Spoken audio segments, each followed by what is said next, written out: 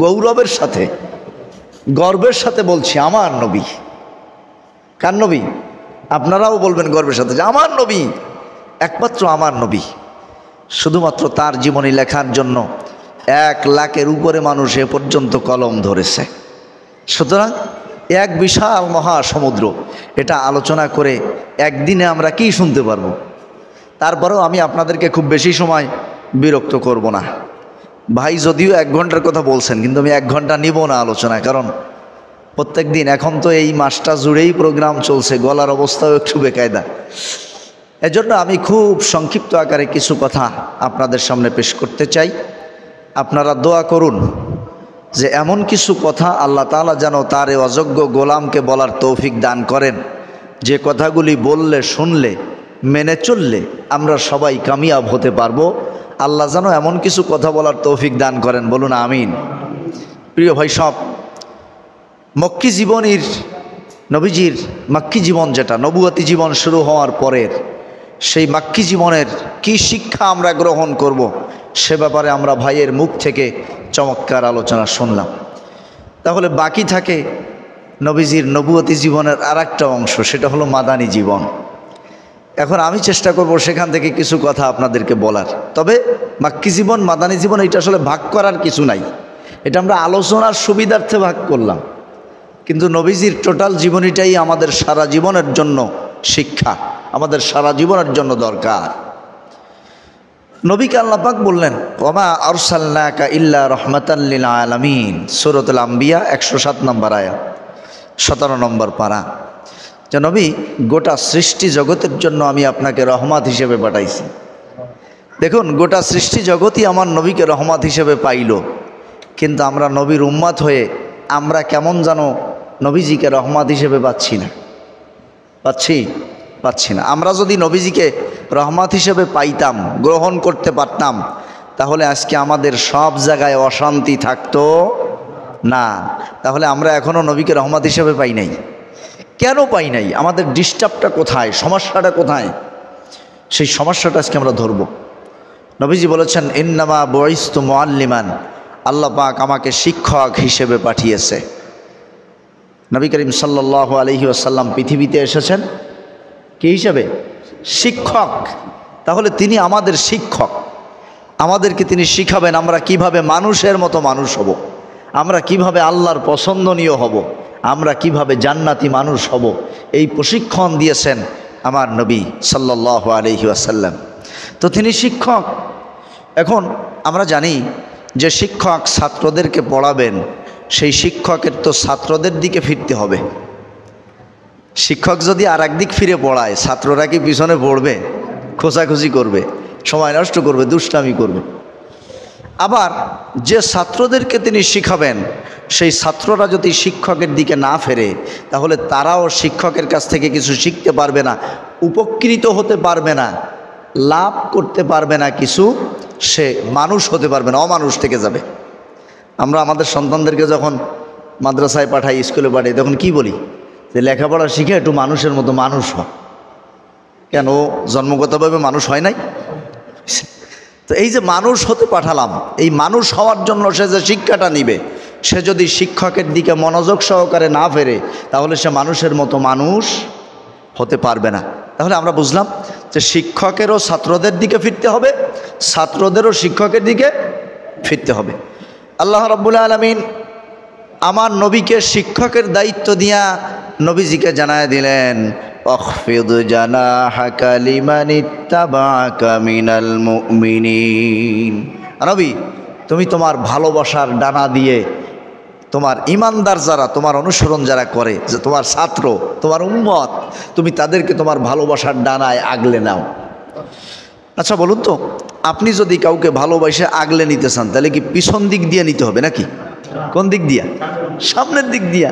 তো নবীজি ইমানদারদেরকে এমনভাবে আগলে নিলেন, আল্লাহ ওই যে বলছেন যে তুমি উম্মতের দিকে ফেরো, কারণ তুমি তো শিক্ষক, তুমি ছাত্রদের দিকে ফেরো। তো তিনি এমনভাবে ফিরলেন, এমনভাবে ভালোবাসলেন, আগলে নিলেন। আল্লাহ তাআলা তার সাক্ষ্য নিজে দিচ্ছেন কোরআনে কারীমে। শোনো, আল্লাহ রাব্বুল আলামিন বলছেন, লাকাদ জাআকুম রাসূলুম মিন আনফুসিকুম আজিজুন আলাইহি মা আনিত্তুম হারিসুন আলাইকুম বিল মুমিনিনা রাউফুর রহিম। আল্লাহ তাআলা বলতেছেন যে তোমাদের কাছে এমন একজন রসুল আসছে, যেই রসুল তোমরা যদি কোনো ব্যাপারে কষ্ট পাও, ব্যথা পাও, আমাদের জীবনে দুঃখ কষ্ট আছে না, বিভিন্ন অ্যাক্সিডেন্ট করে পা ভেঙে গেছে, আহারে একটা কষ্ট, আঘাত, ব্যবসায় মারাত্মক লস হয়েছে, একটা আঘাত, সন্তান মারা গেছে, একটা আঘাত, আঘাত কিনা? তো এইরকম কারো কোনো আঘাত কষ্ট যদি নবীজি কারো দেখতেন, আল্লাহ তাআলা নিজে সাক্ষ্য দিচ্ছেন, নবীজি যার কষ্ট দেখতেন মনে হতো যে তার চাইতে বেশি কষ্ট, তার কষ্ট দেখে আমার নবী পেয়েছেন। সুবহানাল্লাহ। কেমনভাবে ফিরলেন আমাদের দিকে? এই ফেরায় কোনো ঘাটতি আছে? কোনো ঘাটতি নেই। একেবারে তার পুরো জীবনটা উম্মতের দিকে, ছাত্রদের দিকে ফিরায় দিয়েছেন, ফিরায় দিয়েছেন। কেমনভাবে ফিরালেন? আরও দুই একটা উদাহরণ আপনাদেরকে বলি। অনেকগুলি উদাহরণ জানা আছে, সব বলতে পারবো না, অল্প সময়ের মধ্যে একটু মৌলিক কথাগুলি বলবো। নবী করিম সাল্লাল্লাহু আলাইহি ওয়াসাল্লাম মেরাজে গিয়েছিলেন, জানেন না আপনারা? এ ওয়াজ জীবনে বহুল শুনেছেন, হয়তো বই কিতাবে পড়েছেনও, সিরাতের কিতাব যারা পড়ছেন। মেরাজে গেলেন, এত বড় দামি সফর আর হতে পারে না। আল্লাহ তাআলার নিকটবর্তী জায়গায় ভ্রমণ, সুম্মা দানা ফাতাদাল্লা, আল্লাহ তাআলা কোরআনে বলেছেন 27 নম্বর পারা সূরা নাজম, যে আল্লাহ তাআলার একেবারে নিকটবর্তী জায়গায়। একটু নিজের জায়গা থেকে আপনারা নিজেরা একটু মনে মনে কল্পনা করেন যে আমাকে, আপনি মনে মনে ভাবেন যে আপনাকে, আমি ভাবলাম যে আমাকে সংসদ ভবনে দাওয়াত দেওয়া হয়েছে। কোথায়? সংসদ ভবনে। এই সংসদ ভবনে যখন ঢুকবো, এরপরে কি বাহিরে আমার সন্তান আদি স্ত্রী কারা কি আছে আর মনে থাকবে? কারণ আমি এখন রাষ্ট্রীয় মেহমান। এই যে একটা তৃপ্তি, এই যে ইমরান ভাই তো 2-1 বার গেছে, আমিও আল্লাহ তাআলার শেষ মেহরবানিতে গত বছর এক গুলি যাওয়ার সুযোগ পাইছিলাম।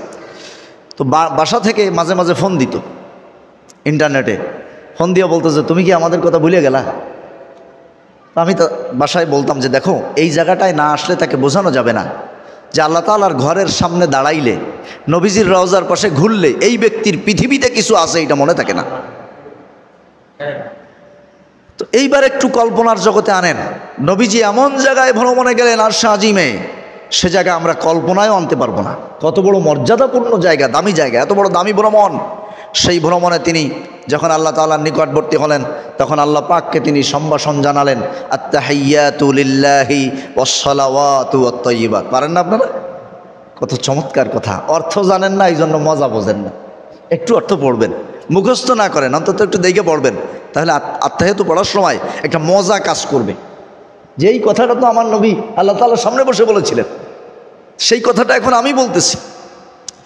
যখন নবীজি এই অত্তয়্যিবাত বলে শেষ করলেন, আল্লাহ তাআলা নবীজিকে তখন সালাম জানালেন, আসসালামু আলাইকা আইয়ুহান নাবিয়্যু ওয়া রাহমাতুল্লাহি ওয়া বারাকাতুহু। আসনা তাহিয়াতুতে আল্লাহ পাক যখন সালাম জানালেন, রহমত বরকত নবীজির প্রতি বর্ষণের সুসংবাদ জানালেন, একটু কল্পনা করেন নবীজি তখন আমাদের কথা বলেন নাই।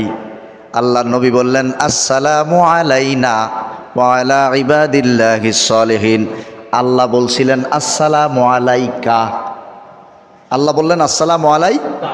আমরা যখন একজন আরেকজনকে সালাম দেই কি বলি? আসসালামু আলাইকুম। আমরা কি বলি? কুম। কুম হলো বহু বচন আর কা হলো এক বচন। তাহলে আল্লাহ তাআলা সালাম দিলেন শুধু নবীকে। নবীজি বললেন, আল্লাহ এই সালাম, এই রহমত, এই বরকত আমি একা নেব না তো। সুবহানাল্লাহ। আসসালামু আলাইনা, আমার সাহাবাদেরকে রেখে আসছি আমি, আজকে আপনি যে এই স্পেশাল সফরে উপহার দিলেন, এটা আমি একা নিব না। কেমনভাবে ফিরলেন তিনি আমাদের দিকে, যে ওই ভ্রমণে গিয়েও তিনি ভুলেন নাই। ওয়া আলা ইবাদিল্লাহিস সালিহিন, আল্লাহ কিয়ামত পর্যন্ত আমার যত সলিহিন বান্দাবান্দি আসবে তার মধ্যে আপনি আমি পড়ে গেছি না। তাহলে আমার রসুল এত বড় দামি সফরেও আমার মতো একজন নাদানের কথা বলে নাই। কেমনভাবে ফিরলেন তিনি আমার দিকে, আপনাদের দিকে, আমাদের দিকে, গোটা উম্মতের দিকে। আল্লাহ তাআলার দেওয়া সালাম, রহমত, বরকত আমাদেরকে নিয়ে ভাগ করে নিলেন। কিয়ামত পর্যন্ত যারা সলিহিন আসবে সবার মধ্যে ভাগ করে নিলেন। আরেকটা ঘটনা শোনাই। নবীজি একদিন কোরআন তেলাওয়াত করতেছেন, তেলাওয়াত করতে করতে দেখলেন রব্বি ইন্নাহুন্না আদলালনা কাসীরাম মিনান নাস ফামান তাবিআনি ফাইন্নাহু মিন্নি ওয়া মান আসানি ফাইন্নাকা গফুরুর রহিম। ইব্রাহিম আলাইহিস সালাম তার অবাধ্য উম্মতের জন্য দোয়া করতেছে আল্লাহ তাআলার কাছে। আবার পড়তে পড়তে দেখলেন ইন তুআযিবহুম ফাইন্নাহুম ইবাদুক ওয়া ইন তাগফির লাহুম ফাইন্নাকা আনতাল আজিজুল হাকীম। ঈসা আলাইহিস সালাম তার উম্মতের জন্য দোয়া করেছে, আল্লাহ তাআলা কোরআনে জানায় দিলেন। তো তেলাওয়াত করতে করতে যখন দেখলেন ইব্রাহিম আলাইহিস সালাম উম্মতের জন্য দোয়া করছে, ঈসা আলাইহিস সালাম উম্মতের জন্য দোয়া করছে, নবীজির সাথে সাথে কোরআন তেলাওয়াত বন্ধ করে দিলেন। ফারাফা ইয়াদাই, আল্লাহ তাআলার দিকে হাত উঁচু করে দিলেন। এইবার বলা শুরু করলেন আল্লাহুম্মা উম্মতি উম্মতি, আয় আল্লাহ আমার উম্মতের কি হবে। ঈসা আলাইহিস সালাম উম্মতের জন্য দোয়া করছে, ইব্রাহিম আলাইহিস সালাম দোয়া করছে, আমার উম্মতের কি হবে এইটা বলতে লাগলেন। আর ফাবাকাত, অঝরে কাঁদতে লাগলেন, কান্না শুরু করে দিলেন। আল্লাহ রাব্বুল আলামিন হযরত জিবরিল আমিনকে পাঠাইলেন, যাও আমার বন্ধুর কাছে জিজ্ঞাসা করো কান্দে কেন। আল্লাহ জানেন, তারপরেও জিবরাইলকে মাঝখানে একটু সাক্ষী রাখলেন। হযরত জিবরিল আমিন এসে জিজ্ঞাসা করলেন, ইয়া রাসূলুল্লাহ কান্দেন কেন? আল্লাহর নবী বললেন, এই যে কোরআন পড়তে গিয়ে দেখলাম এই নবী তার উম্মতের জন্য দোয়া করেছেন, ওই নবী তার উম্মতের জন্য দোয়া করেছেন, আমি আমার উম্মতের চিন্তায় কান্দি। জিবরাইল আলাইহিস সালাম আল্লাহ পাকের কাছে গেলেন, সুসংবাদ নিয়ে ফিরে এলেন, বললেন নবী আল্লাহ পাক আপনাকে কাঁদতে নিষেধ করেছেন, কিয়ামতের ময়দানে আপনার উম্মতের ব্যাপারে আল্লাহ আপনাকে নিরাশ করবেন না। সুবহানাল্লাহ। এমনভাবে ফিরলেন আমাদের দিকে, মানে পুরো জীবনটাই উম্মতের মায়ায় উম্মতের কল্যাণে ফিরায় দিলেন। প্রিয় ভাই সব, তাহলে আমরা বুঝলাম যে তিনি শিক্ষক হিসেবে আমাদের দিকে একেবারে শতভাগ ফিরেছেন, এতে কোনো খুঁত ছিল না, নিখুঁত নিখুঁত। এখন আমাদের দায়িত্ব কি? আমাদের দায়িত্ব সেই শিক্ষকের দিকে আমাদেরকে ফিরায় দেওয়া, আমাদের জীবনকে ফিরায় দেওয়া। আল্লাহ তাআলা সেজন্য আমাদেরকে একটা বাউন্ডারি দিয়ে দিলেন। আল্লাহ পাক বললেন, কুল ইন কুনতুম তুহিব্বুনাল্লাহ ফাত্তাবিউনি। নবী মানুষকে বলে দাও, তোমরা যদি আল্লাহকে ভালোবাসতে চাও। বললেন। এখন আমি বললাম যে ইয়া রাসূলুল্লাহ, হ্যাঁ আমি আল্লাহরে ভালোবাসতে চাই। আপনারা সবাই বললেন যে হ্যাঁ আমি আল্লাহরে ভালোবাসতে চাই। তো যদি ভালোবাসতে চাও তাহলে ফাত্তাবিউনি, আল্লাহ তাআলা শর্ত যুক্ত করে দিয়েছেন যে তুমি আমি নবীর অনুসরণ করো। আল্লাহরে পাইতে হইলে, ভালোবাসতে হইলে আমি নবীর কথা মেনে চলো, আমি নবীর অনুসরণ করো। ইউহিব্বুকুমুল্লাহ, তাহলে আল্লাহ নিজেই তোমাদেরকে ভালোবাসবেন। সুবহানাল্লাহ। তাহলে নবীর দিকে ফেরা ছাড়া কল্যাণের কোনো রাস্তা খোলা নাই। কিন্তু আমরা কি আসলে আমাদের পুরো জীবন নবীর দিকে ফিরাইতে পারছি? ফিরাই নাই, ফিরাই নাই। কত জায়গায় আমরা ঘাটতি ফেলাইছি। আসেন একটু ধরি আস্তে আস্তে। এবার আসেন, কোরআনে 6টি বিষয় 3টি আয়াতের মধ্যে জোড়ায় জোড়ায় নাজিল হয়েছে। কয়টা বিষয়? 6টা বিষয়। আপনারা জিজ্ঞাসা করলে জবাব দিবেন। এই যে জবাব দিতে বলতেছি, এটা আমার আদেশ না, এই ব্যাপারেও কোরআনে আদেশ আছে। আল্লাহ তাআলা আয়াত নাজিল করে নবীকে বলেছিলেন, ফাইদা করানাহু ফাত্তাবি' কুরআনা। আমার জিবরিল যেভাবে বলে আপনিও সেইভাবে বলেন, সেইভাবে পড়েন, তাহলে কি হবে? সানুকরিউকা ফালা তানসা। আপনাকে এমনভাবে আমরা পড়ায় দেব যে আপনি আর ভুলবেন না, এ কোরআন গেঁথে যাবে আপনার হৃদয়ের মধ্যে। এই জন্য কোরআনের এই আয়াত থেকে শিক্ষা হলো, আমরা যখন কোনো মজলিসে বসব, জুমার দিন হোক, অন্য দিন হোক, কোনো ওয়াজ মাহফিল হোক, সেমিনার হোক, আমরা যখন কোনো কোরআন হাদিস এগুলির মজলিসে বসবো, তখন আমাদের আদব হলো, এই আয়াতের দাবি হলো, যিনি শিখাবেন তিনি যেভাবে বলবেন আমাদেরকেও সেইভাবে বলতে হবে। এই জন্য আপনাদেরকে বলতেছি।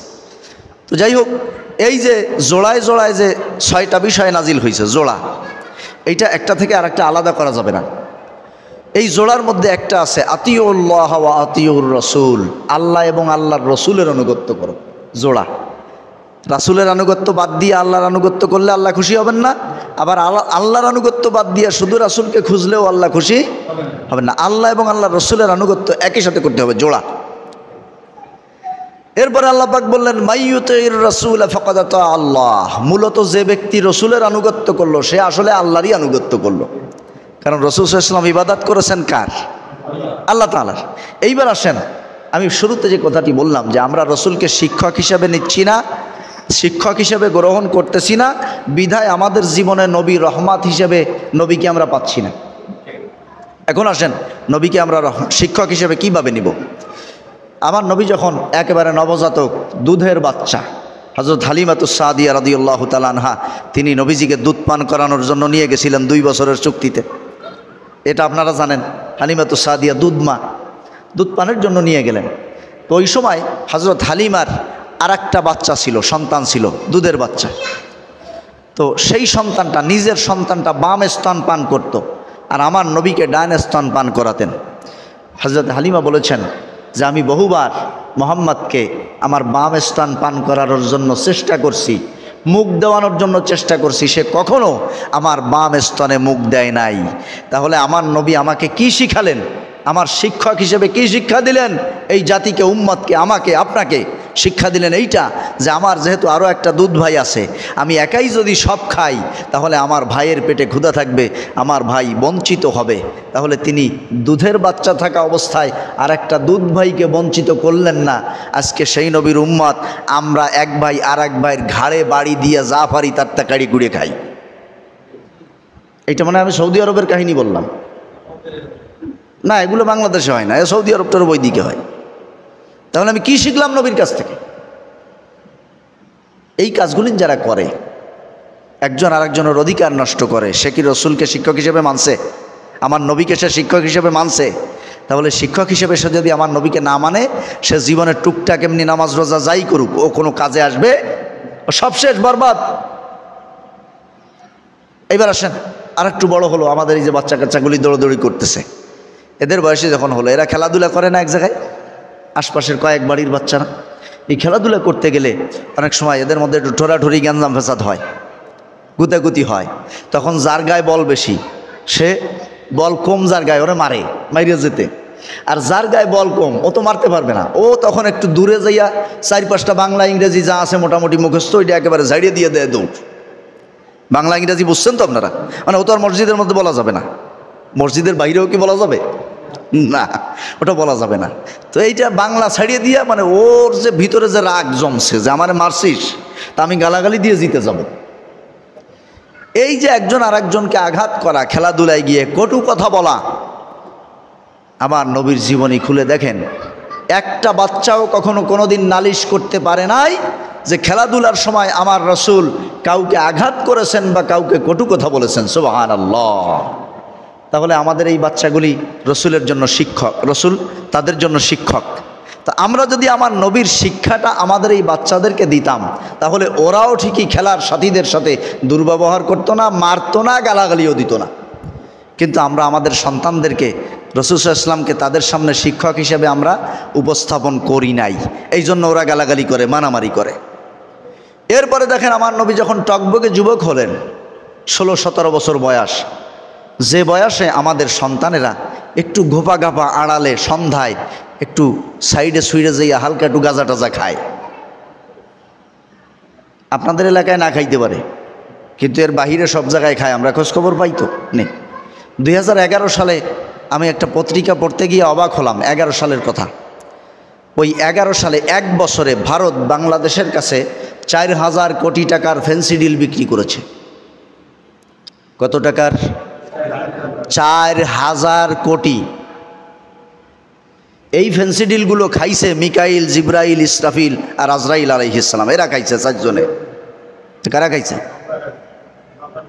মাশাআল্লাহ। ভাই দোষটা গায়ে নিয়ে বলছে যে আমরা খাইছি, কারণ আমি না খাই, হয় আমার সন্তান খাইছে, না হয় আমার ভাতিজা খাইছে, না হয় আমার প্রতিবেশী কেউ খাইছে, এরাই তো খাইছে, আর তো কেউ এসে খায় নাই। তাহলে 4000 কোটি টাকার যদি শুধু ফেন্সিডিল খেয়ে থাকে, তাহলে গাঁজা আছে, মদ আছে, বাবা আছে, চাচা আছে, মামু খালু আছে, এখন কত কিছু খায় না? ওই যে বাবা টাবা কি কি খায় আর কি। তো যাও, যার বাপরে সে খাও, ওতে আমাকে কিছু যায় আসে না।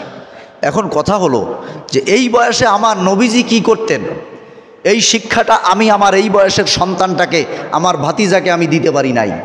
ইমরান ভাই বলছেন না দাওয়াত দিতে হবে নিজের আপনজনদেরকে, আমরা কি তা দিয়েছি? দেই নাই। এই জন্য আমার সন্তান অথবা আমার ভাতিজা অথবা আমার প্রতিবেশী, আমার পাড়া প্রতিবেশী সন্তানটা সে যে পথে থাকার কথা ছিল সেই পথে না থেকে সে হয়তো এই নেশার পথে, খারাপ পথে চলে গেছে। তাকে আমি এইটা বুঝাই নাই, এই কথাটা পৌঁছে দেই নাই যে মুহাম্মদ রাসূলুল্লাহ সাল্লাল্লাহু আলাইহি ওয়াসাল্লাম তোমার শিক্ষক, তোমার এই বয়সে নবীজি কি করেছেন তুমি তাই করবা। এই শিক্ষাটা আমি তাকে দেই নাই, বলি নাই। তার কাছে এই কথাটা আমি পৌঁছে দিই নাই। ওই বয়সে আমার নবী কী করলেন আপনারা জানেন, যদিও এটা মক্কি জীবনের আলোচনা, ইমরান ভাই করে গেছেন, তারপরেও আমি একটু জোড়াই দেই। আপনারা জানেন নবীজি হিলফুল ফুজুল নামক একটা সংগঠনে যোগ দিয়েছিলেন 17 বছর বয়সে, টকবকে যুবক। এটা কেন হয়েছিল? মক্কার আঙিনায় হজের সিজনে দূর দূর এলাকা থেকে ব্যবসায়ীরা কাপড় চোপড় বিক্রি করতে আসতো, বিভিন্ন জিনিস বিক্রি করতে আসতো। তো মক্কার একজন বড় মিয়া, সে একজনের কাছ থেকে বাকিতে কাপড় কিনছে। এখন এই লোকটারে আর পয়সা দেয় না, তার হজের সিজন শেষ হয়ে গেছে, সব ব্যবসায়ীরা চলে যাচ্ছে, তিনিও চলে যাবেন। তার বাড়িতে গেছে, বাইরে আমার যে কাপড় চোপড় আনছিলেন তার টাকাটা দেন। কয় তুই সেরও আমারে, হ্যাঁ আমি এই মক্কার অমুক বড় মিয়া, আমার কাছে যদি টাকা চাও এই এলাকায় ব্যবসা করা বন্ধ করে দিবানি। এরকম একটা পদ্ধতি মক্কার দিকে ছিল আর কি। এগুলো পরে আর কোনো জায়গায় হয় নাই, এই ধরনের ব্যবহার আর কেউ করে না পৃথিবীতে কারোর সাথে। আপনারা মনে হয় আমার কথাটা বোঝেন নাই। বাকিতে কাপড় কিনছে, এই লোকটা পয়সা চাইতে গেছে, তারা হুমকি দিতেছে কি, তুই চেনো আমারে, আমি অমুক, আমার কাছ থেকে যদি পয়সা চাও তাহলে এই এলাকায় ব্যবসা করা বন্ধ করে দিব। এইটা শুধু মক্কার যুগে ছিল, ওই শুধু আবু জাহেলদের যুগে ছিল। এরপরে এরকম আবু জাহেল কেউ আসে নাই দুনিয়ায়। তো সেই লোকটা এর কাছে যায়, ওর কাছে যায়, ভাইরে অমুকের কাছে টাকা পাবো, দেয় না, হুমকি দেয়, আমার টাকাটা একটু আইনে দাও, আমি বাড়ি চলে যাব, দেশে চলে যাব। মানুষজন চলে যাচ্ছে, কেউ আসে না, ওর নাম শোনার পরে সাহস করে আর কেউ আসে না। তখন সে একটা পাহাড়ের উঁচু জায়গায় দাঁড়ায় বলল, এই এলাকায় কি একটাও ভালো মানুষ নাই যে আমার অধিকারটা তার কাছ থেকে আদায় করে দিবে? এই আহ্বান শুনে কিছু যুবক দৌড়ে আসলো। কি হয়েছে ঘটনা? বলে এই সেই যুবকদের মধ্যে আমার রসুল সাল্লাল্লাহু আলাইহি ওয়াসাল্লাম ছিলেন। অথচ তখনও তিনি পৃথিবীর মানুষের কাছে নবী হিসেবে পরিচিতি পান নাই। আল্লাহ তাআলার কাছে তিনি নবী, নবী সিদ্ধান্ত আল্লাহ পাক তাকে পাঠাইছেন নবী হিসেবে, কিন্তু তখন পৃথিবীর মানুষের কাছে নবী হিসেবে এখনও পরিচয় হয় নাই, এখনও কোরআন নাজিল হয় নাই, নবুয়ত পান নাই। এই যুবকগুলি, তার মধ্যে আমার রসুল ছিলেন, সবাই একসাথে হাতে হাত রেখে ঐক্যবদ্ধ হলেন, শপথ করলেন আজকে থেকে আমার এই মক্কার আঙিনায় কেউ অধিকার বঞ্চিত হবে না, যদি হয় আমরা ঐক্যবদ্ধভাবে তার অধিকার তাকে আদায় করে দিব।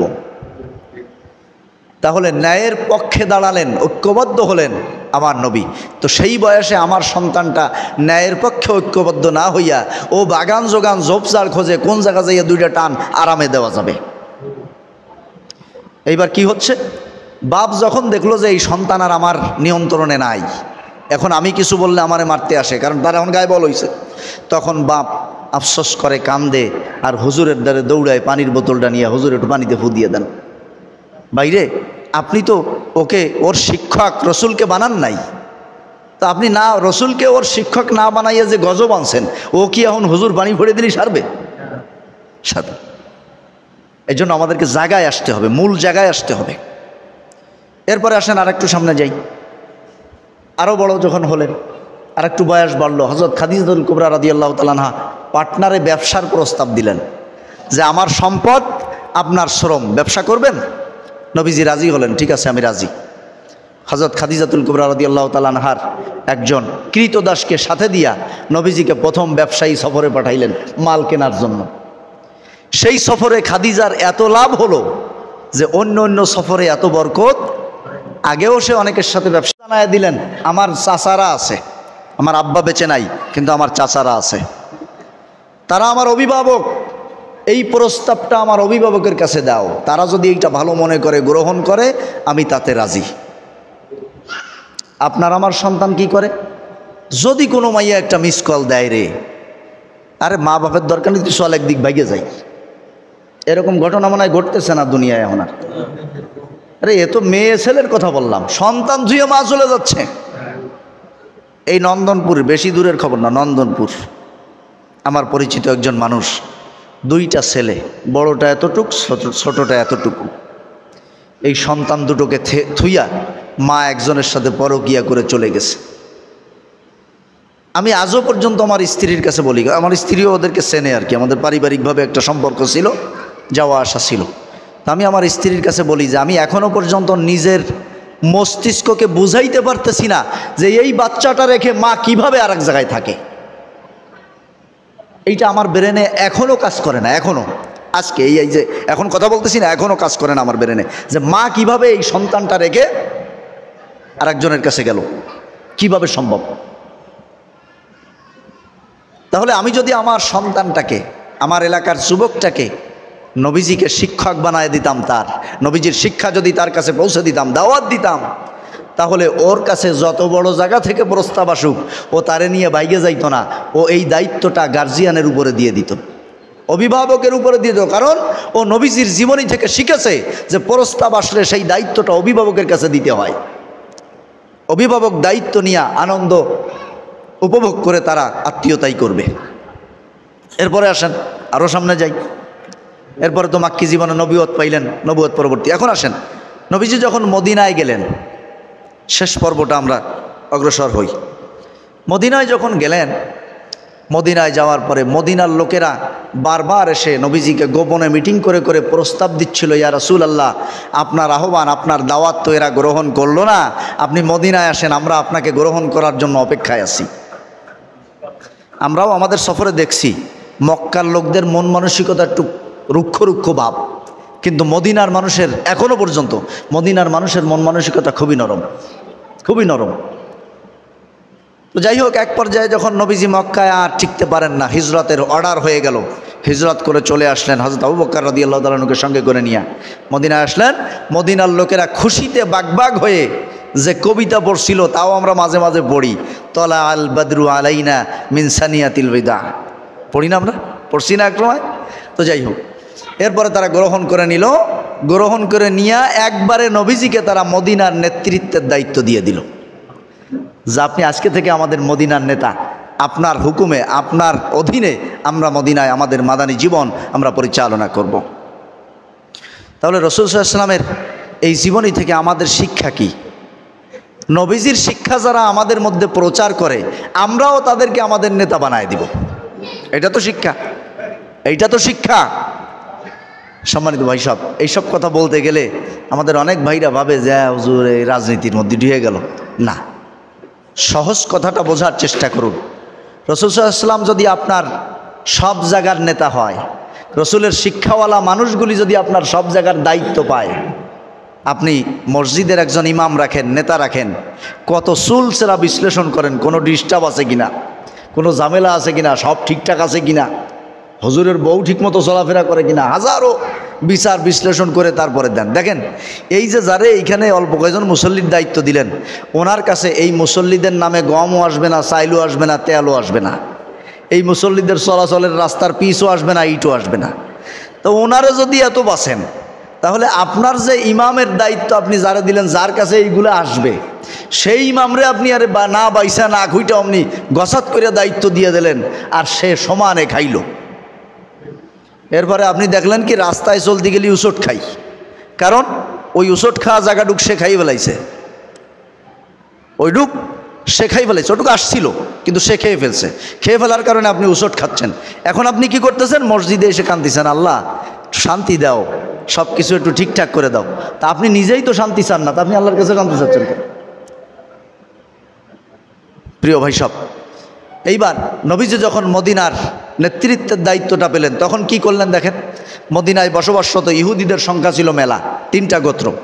নবীজি সব ইহুদিদেরকে ডাকলেন, ডেকে সবাইকে নিয়ে একতাবদ্ধ হয়ে সাম্প্রদায়িক সম্প্রীতির কথা আমাদেরকে শিখায়।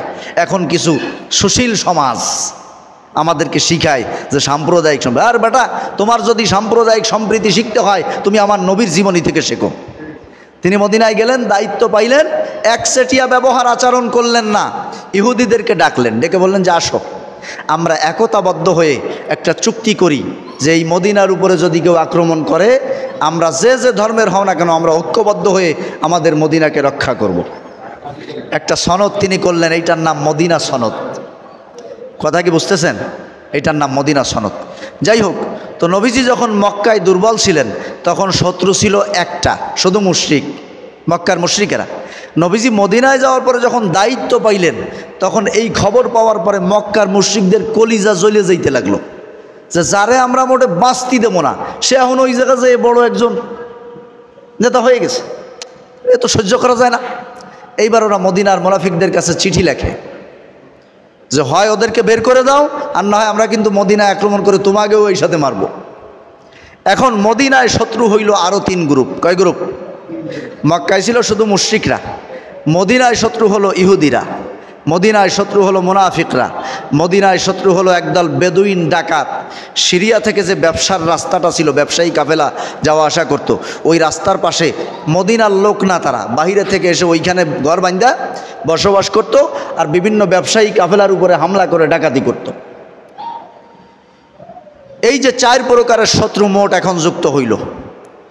এখান থেকে নবীজির জীবনী থেকে আমাদের শিক্ষা হলো যে যারা নবীর শিক্ষাকে সব জায়গায় বাস্তবায়ন করতে চায়, তাদের প্রভাব যত বাড়বে তাদের শত্রু তত বাড়বে।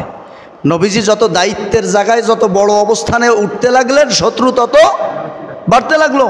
এরপরে শুরু হলো যুদ্ধ বিগ্রহ, বদরের যুদ্ধ। একেবারে সেই মক্কা থেকে আগাই যাইয়া গায়ে পড়িয়ে গঞ্জাম বাঁধানো, একেবারে রেডি হয়ে গেছে। অথচ রাসূল সাল্লাল্লাহু আলাইহি ওয়াসাল্লাম কিন্তু যুদ্ধের জন্য বের হন নাই, তরবারিটারিও তেমন কিছু নাই। তিনি বের হয়েছিলেন একটা ব্যবসায়ী কাফেলাকে ঘেরাও করার জন্য, আর ওরা আসছে খুব রেডি টেডি হইয়া যুদ্ধ করার জন্য, একেবারে বিশাল শান শওকাত নিয়ে, যা আজকে একেবারে ফয়সালা করে দিব। তো যাই হোক, আল্লাহ তাআলা তখন অনুমতি দিলেন, উযিনা লিল্লাযীনা ইউকাতালুনা বিআন্নাহুম যুলিমু, যারা এতদিন মক্কায় মার খাইছো, এখন তোমাদেরকে মার দেওয়ার অনুমতি দিলাম।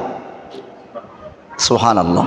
তাহলে মায়ের খাওয়াও রসুলের সুন্নাত, রসুলের শিক্ষা, মায়ের দেওয়াও রসুলের সুন্নাত শিক্ষা। তাহলে আপনি যদি খালি মায়ের খাওয়া সুন্নাত মানেন, তাহলে একসময় মায়ের খেতে খেতে আপনি অস্তিত্বহীন হয়ে যাবেন, টিকবেন না। এই জন্য আল্লাহ বললেন যে এতদিন শুধু মক্কায় তোমরা মায়ের খাইছো, জুলুমের শিকার হয়েছো, উযিনা লিল্লাযীনা ইউকাতালুন, এখন তোমাদেরকেও পাল্টা আক্রমণের অনুমতি দিলাম।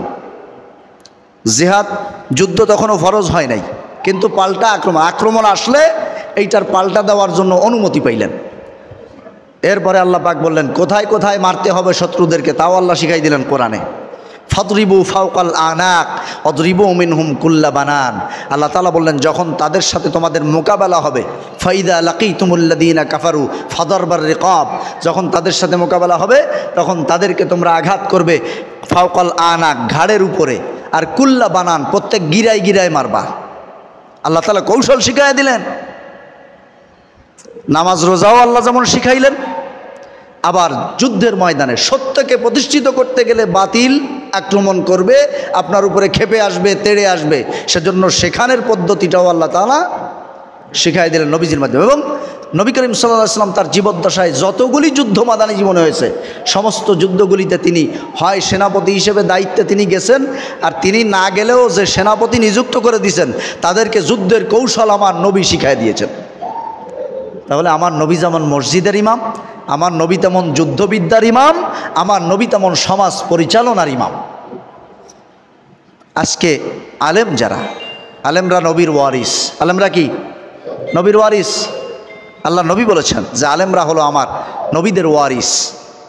তো আলেমরাও নবীদের শিক্ষাগুলি আমাদের কাছে পৌঁছে দেয়, আমাদেরকে বোঝায়, আমাদেরকে সেই সঠিক জীবনযাত্রার দিকে আহ্বান করতে থাকে। সুতরাং সেই আলেমদেরকে আমরা যেমন মসজিদের ইমামও বানাবো, সেই আলেমদেরকে আমরা আমাদের জীবনের সার্বিক বিষয়ের সিদ্ধান্তের ইমামের দায়িত্ব দিব। আবার এই ইমামের দায়িত্ব দেওয়ার পর একটা নিয়মও আছে। নামাজে ইমাম সাহেব যদি ভুল করে, মুসল্লির দায়িত্ব কি? লোকমা দিবে। এখন লোকমা দিলেন, ইমাম সাহেব গ্রহণ করলো না, যাই মুসল্লি হল আমার পিছনের, ও লোকমা দিলে আমি নেব না।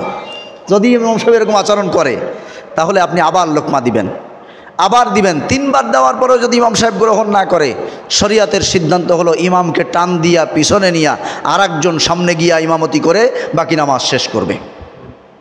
তো ঠিক এই মসজিদের পদ্ধতি যখন আমরা আমাদের সমাজে প্রয়োগ করব, তো সমাজে যাদেরকে আমরা ইমামের দায়িত্ব দিলাম 5 বছরের জন্য, তিনি যদি আমার হক নষ্ট করেন, আমার এলাকার হক নষ্ট করেন, আমরা তাকে লোকমা দিব, মিছিল করব, মানববন্ধন করব, লোকমা যে আপনি সাবধান হন, আপনি কিন্তু ঠিক করতেছেন না। ইমাম সাহেবরা লোকমা দিই কি? আল্লাহু আকবার, মানে কি? ইমাম সাহেব ভুল হচ্ছে, কিন্তু ইমাম সাহেব তাশাহুদের বৈঠকে বসার কথা না বসে উঠে গেছে, তাহলে আমি পিছন থেকে কী করলাম? শব্দ করলাম, আল্লাহু আকবার বললাম। কেন? মানে ইমাম সাহেবরা সংকেত দিলাম ইমাম সাহেব কিন্তু ভুল হচ্ছে। তো আমার সমাজের যিনি ইমাম হবেন, তিনিও যদি এরকম ভুল করেন, আমার অধিকার যদি মেরে খান, সমাজের অধিকার মেরে খান, তাকেও আমার লোকমা দেওয়ার দায়িত্ব। লোকমা দিব, যদি তিনি লোকমা গ্রাহ্য না করেন যে ওই ওর কথা কী শুনবো, তখন 3 বার লোকমা দেওয়ার পরেও যদি না শোনে, তখন তার ইমামতির জায়গা থেকে নামায়া দিয়া নতুন ইমাম নিয়োগ দিয়ে বাকি সময় পার করতে হবে। এটা রসুলের শিক্ষা। ভাই, আপনি রসুলের শিক্ষা শুধু মসজিদের মধ্যে রাখবেন, মসজিদের বাহিরে কোনো ক্ষেত্রে নেবেন না। বিশ্বাস করুন, আপনার এই মসজিদের মধ্যে রাখা শিক্ষা আপনাকে বাস্তব জীবনে শান্তি এনে দেবে না। সুতরাং আমার রসুলের শিক্ষা যেমন মসজিদেও চলবে, আমার ঘরেও চলবে, আমার সমাজেও চলবে, আমার দেশেও চলবে, আমার বিদেশেও চলবে, সব জায়গায়, সব জায়গায়। রসুল আমার শিক্ষক, আংশিক না, আমার গোটা জীবনের শিক্ষক, আমার গোটা জীবনের প্রত্যেকটা কর্মকাণ্ডের শিক্ষক। এইভাবে করে ঘাত প্রতিঘাত, যুদ্ধ বিগ্রহ একের পর এক করতে করতে এরপরে গিয়া তিনি বিনা যুদ্ধে মক্কা বিজয় করলেন, ইসলাম ছড়াইয়া পড়ল। তখন যেসব মানুষরা নবীকে ভুল বুঝছিল, তারা বুঝতে পারল যে আমরা যা বুঝেছিলাম তা ভুল। আসলে উনি যে এত বড় একটা শান্তির সমাজ আমাদেরকে উপহার দিবেন, যে আজকে আমরা ঘরের দরজা খুলে রেখে রাত্রে ঘুমাই নিশ্চিন্তে, কেউ কারো ঘরের দিকে তাকাতে সাহস পায় না, এইরকম সমাজ উপহার দিবে, এইটা যদি আগে বুঝতাম তাহলে তো আরও আগে তারে আমরা মেনে নিতাম। এটা তারা বুঝতে সক্ষম হলো এবং এমন একটা সোনার সমাজ উপহার দিয়ে গেলেন, যেই সমাজের হাত ধরে হযরত ওমর রাদিয়াল্লাহু তাআলা আনহু অর্ধেক পৃথিবী শাসন করলেন। এমন শাসন করলেন যে হযরত ওমর রাদিয়াল্লাহু তাআলা আনহুর যুগে মানুষ বস্তা ভরিয়া যাকাতের সম্পদ নিয়ে ঘুরে বেড়াইছে, দেওয়ার লোক নাই। এগুলি আমরা ওয়াজে শুনি, ইতিহাস শুনি, কিন্তু নিজের জায়গায় একটু কল্পনা করে দেখেন তো, আমার সমাজে 1 বস্তা স্বর্ণের টাকা এ নিয়ে ঘুরে বেড়ান লাগবে না। ও যদি আমরা খবর পাই যে অমুকের ঘরের মধ্যে আছে, তো ভাঙ্গে চুরে হইলেও বের করে নিয়ে আসবো। অথচ তারা নিয়ে ঘুরে বেড়াইছে যে কে নেবে, অভাবগ্রস্ত কে আছে নাও, কেউ হাত দেয় নাই। কেন? আমি তো ওইটা নেওয়ার উপযুক্ত না, আমার সেই অভাব নাই, তুমি একজন অভাবীকে খুঁজে দিয়ে দাও। সুবহানাল্লাহ। এই যে ইতিহাস আমরা শুনি, ওয়াজ শুনি, রসুলের জীবনী শুনি, এইরকম একটা সমাজ, এরকম একটা বাস্তবতা আমাদের দেখতে মন চায় না? তা মন যদি চায় তাহলে আমার নবীর শিক্ষা এই মসজিদের বাহিরেও প্রয়োগ করতে হবে। নবীজির ওয়ারিস যারা, তাদেরকে একটু দায়িত্ব দিয়ে দেখেন না যে বাইরে তুমি তো নবীর ওয়ারিস আলেম, তা তোমার একটু দায়িত্ব দিলাম, তোমার সমাজের ইমামতি দিলাম, দেখি তুমি সমাজটা কেমন চালাও। যদি না চালাও তোমার লোকমা দিয়ে নামাই দিব। কথা কি বোঝা গেছে প্রিয় ভাই সব? এইবার সর্বশেষ আপনাদেরকে একটা দৃষ্টান্ত দিয়ে আমি শেষ করে দেই। সেটা হলো, আমরা যদি মনে করি যে নবীজির শিক্ষা আমরা সারা জীবনের সব জায়গায় মেনে না নিয়া শুধু নামাজ, রোজা, হজ, যাকাত, দান সদকা করে আমরা জান্নাতে যেতে পারবো, তাহলে আমাদের জন্য সবচেয়ে বড় দৃষ্টান্ত হলো নবীজির যুগের একজন লোকের কথা, মুসল্লির কথা বলি, আব্দুল্লাহ ইবনে উবাই ইবনে সালুল। এই লোকটা স্বয়ং রাসূল সাল্লাল্লাহু আলাইহি ওয়াসাল্লামের মুসল্লি ছিল। একদিন 2 দিনের না, বছরের পর বছর নবীজির পিছনে নামাজ আদায় করেছে।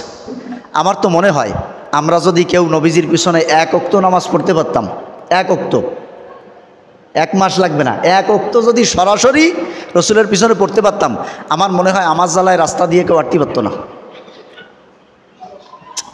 বলে এই বেটা কি চেনো আমার, আমি কিটা জানো, আমি মক্কায় যেয়ে রাসূল সাল্লাল্লাহু আলাইহি ওয়াসাল্লামের সরাসরি তার পিছনে নামাজ পড়িয়েছি। কি বলেন? একটা আনন্দ, তৃপ্তি কাজ করতো। তো সেই নবীর পিছনে 1 মাস 2 মাস হয়, বছরের পর বছর নামাজ আদায় করেছে, রোজা রাখছে, দান সদকা করছে, জিহাদেও মাঝে মাঝে গেছে, কিন্তু বেকায়দা দেখলে অজুহাত দিয়ে সরিয়ে আইছে, কিন্তু গেছে তো। তো এই সব কিছু করার পরেও সেই মানুষটা মারা যাওয়ার পরে আল্লাহ নবীর কাছে তার ছেলে আসলো, ইয়া রাসূলুল্লাহ, 3টা দাবি। আপনার ব্যবহার করা একটা জামা আমার আব্বার জন্য দিবেন, ওইটা পেঁচাইয়া তারে কবরে রাখবো। নবীজি একটা জামা দিলেন, তার গায়ে পরাইয়া কবরে রাখা হলো। আপনার মুখের থুতু আমার বাবার মুখে লাগায় দিবেন, লালা, নবীজি দিলেন। 3য় দাবি আব্দুল্লাহ ইবনে উবাইর ছেলের, যে আপনি আমার বাবার জানাজা পড়াবেন। নবীজি বললেন ঠিক আছে, এটাও আমি রাজি হইলাম। জানাজায় দাঁড়াইলেন, 4 তাকবীর শেষ হলো, ডান দিকে সালাম ফিরাইলেন, বাম দিকে আর ফিরাইতে পারলেন না। ডান দিকে যে সালাম ফিরাইছেন ওই অবস্থায় জিবরাইল এসে এখানে দাঁড়ায় গেছে। নবীজি মুখ ঘুরাতে গেছেন, মুখ আর ঘুরাইতে পারেন না, দেখেন জিবরাইল একেবারে মুখ ঘেঁষে দাঁড়ায় আছে, জানাজা ওই পর্যন্ত, সালাম বাম দিকে আর ফিরাতে দেন নাই। আয়াত নিয়ে এসেছেন সূরা তাওবার, লা তুসাল্লি আলা আহাদিম মিনহুম মাতা আবাদান ওয়া লা তাকুম আলা কবরি। আল্লাহ রাব্বুল আলামিন জানায় দিলেন, এই ধরনের মানুষ যদি মারা যায়, নবী আর কখনো তাদের জানাজা পড়বেন না, লা তাকুম আলা কবরিহি, এমনকি তাদের কবরের কাছেও দোয়া করার জন্য দাঁড়াবেন না। কবরের কাছেও দোয়া করা যাবে না। নিষেধ করে দিলেন। কেন? যেই মানুষটা নবীজির পিছনে একদিন দুই দিন নয় বছরের পর বছর নামাজ পড়ল, সেই মানুষটার ব্যাপারে আল্লাহ বললেন যে এই ধরনের লোক মারা গেলে তার পিছনে জানাজাও পড়বেন না। অপরাধ একটাই, সেটা হলো যে আল্লাহ তাআলার যে বিধান নবীজি প্রতিষ্ঠিত করতে চাইছিলেন, সেই ক্ষেত্রে সে নবীকে বাহিরে মেনে নিতে পারে। মসজিদের ইমাম সে নবীকে মেনে নিয়েছে, কিন্তু নবীকে মদিনার ইমাম মেনে নিতে সে রাজি ছিল না, বহু বিরোধিতা করছে। মসজিদে এসে ঠিকই তাকে ইমাম মেনে নামাজ পড়ছে, কিন্তু মদিনার ইমাম মানার ক্ষেত্রে সে বহু বিরোধিতা করেছে।